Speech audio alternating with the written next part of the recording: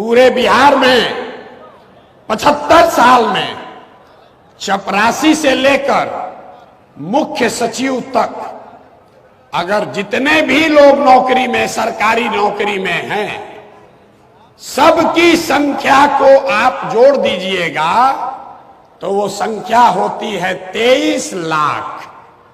1.97% लोगों को ही सरकारी नौकरी बिहार में मिला हुआ है। और आपको ये सब्ज बाग दिखाया जा रहा है कि हम आएंगे तो 10 लाख एक के बार दे देंगे।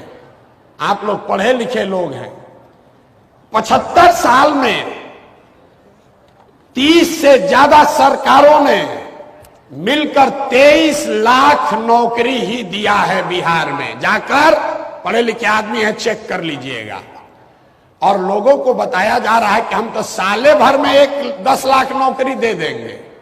98% बिहार के लोग, उनको सरकारी नौकरी नहीं है और बहुत हद तक उनको मिलेगी भी नहीं। लेकिन रोजगार जरूर होना चाहिए। उसको समझिए क्यों नहीं है रोजगार। रोजगार इसलिए नहीं है, यहां से पलायन इसलिए है कि यहां पर रोजगार के जो संभावनाएं हैं, उसको करने के लिए जो साधन सुविधा चाहिए, पूंजी पैसा चाहिए, वो आपके पास नहीं है। यहां बैठा हुआ जितना युवा है, आपको नौकरी नहीं मिले कोई बात नहीं है। अगर आपको खेती करने में मन नहीं लग रहा है कोई बात नहीं है। लेकिन अगर सरकार की ओर से आपको 5 लाख, 10 लाख, 2 लाख ऋण मिल जाए, कर्ज मिल जाए सस्ते दर पर, बिना किसी गारंटी के, बिना जमीन गिरवी रखे हुए, तो यहां बैठे हुए बहुत सारे लोग वो कुछ ना कुछ अपना रोजी रोजगार कर लेंगे। पूरे दुनिया में लोगों ने रोजगार वैसे ही पाया है। अब आपको वो पूंजी यहां क्यों नहीं मिलती है, ये समझिए।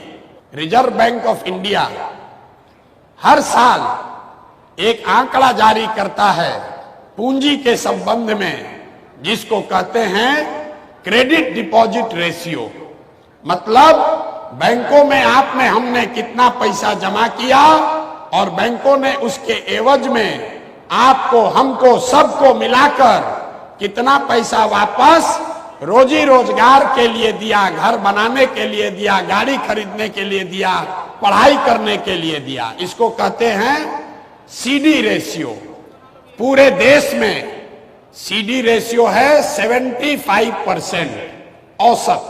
मतलब अगर सब लोग मिलकर बैंक में 100 रुपया जमा किए तो बैंकों ने 75 रुपया वापस दिया लोन के तौर पर, ताकि लोग रोजी रोजगार कर सकें। बिहार में 1990 से लेकर अभी तक सीडी रेशियो है 40%। नतीजा क्या हुआ? पिछले वर्ष पूरे बिहार की गरीब जनता ने बैंकों में जमा किया 4,61,000 करोड़ रुपया। 4,61,000 करोड़।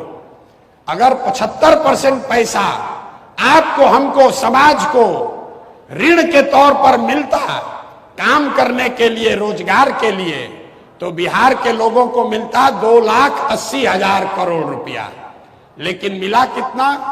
1,61,000 करोड़। बाकी का पैसा कहां गया?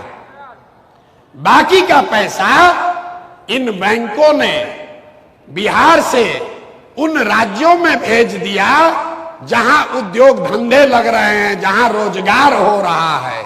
गुजरात में, कर्नाटक में, आंध्र प्रदेश में, तेलंगाना में, तमिलनाडु में, केरल में सीडी रेशियो 90 से ज्यादा है।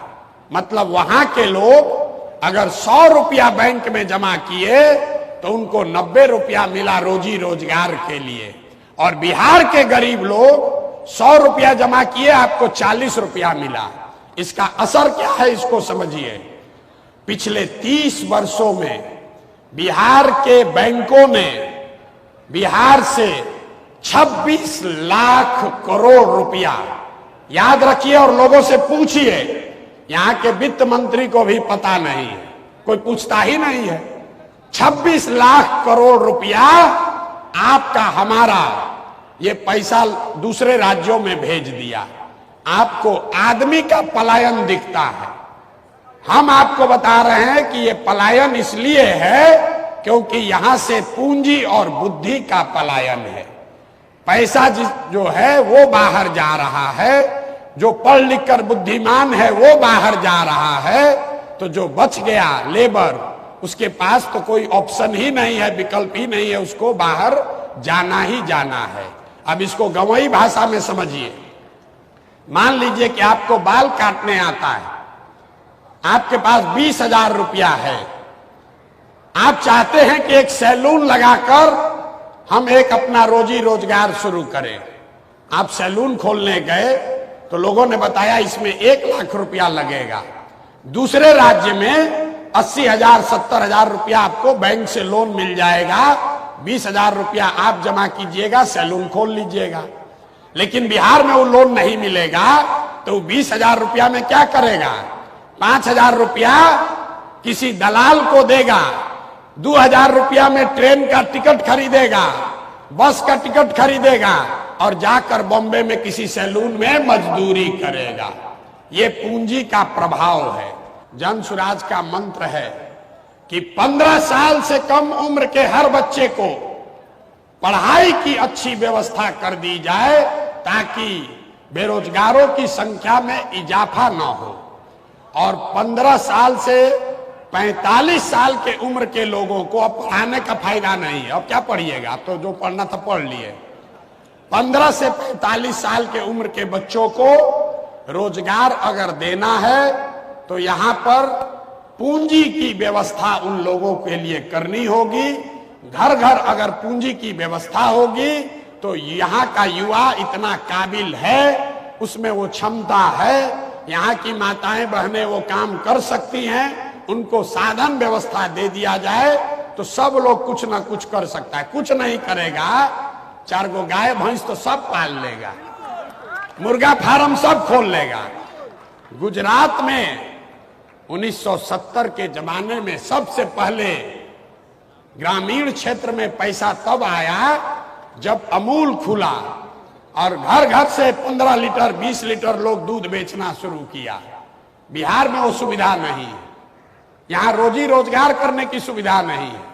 दुनिया में जितने बड़े देश हैं, स्कैंडिनेवियन कंट्री, अमेरिका इंग्लैंड से भी जो ज्यादा धनी देश है, डेनमार्क, स्वीडन, नॉर्वे,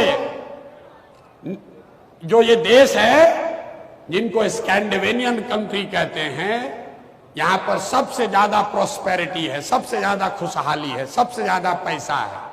वहां पर कोई बड़ा उद्योग नहीं है, वहां कोई खनिज संपदा नहीं है, वहां कोई आईटी का बहुत बड़ा कंपनी का नाम आप नहीं सुने होंगे। लेकिन वहां लोग पैसे वाले कैसे हैं? क्योंकि उनको अच्छी शिक्षा है और शिक्षा के बाद हर घर में करने के लिए कुछ ना कुछ रोजी रोजगार है। तो नौकरी आप करना चाहते हैं कीजिए, लेकिन नौकरी से, सरकारी नौकरी से बिहार में बेरोजगारी खत्म नहीं हो सकती है। इस भ्रम में मत पलिए। जो लोग आपको ये बता रहे हैं वो अब वोट लेकर फिर से अपना जीवन, अपने लिए नौकरी खोज रहे हैं, आपको नौकरी नहीं देने वाले।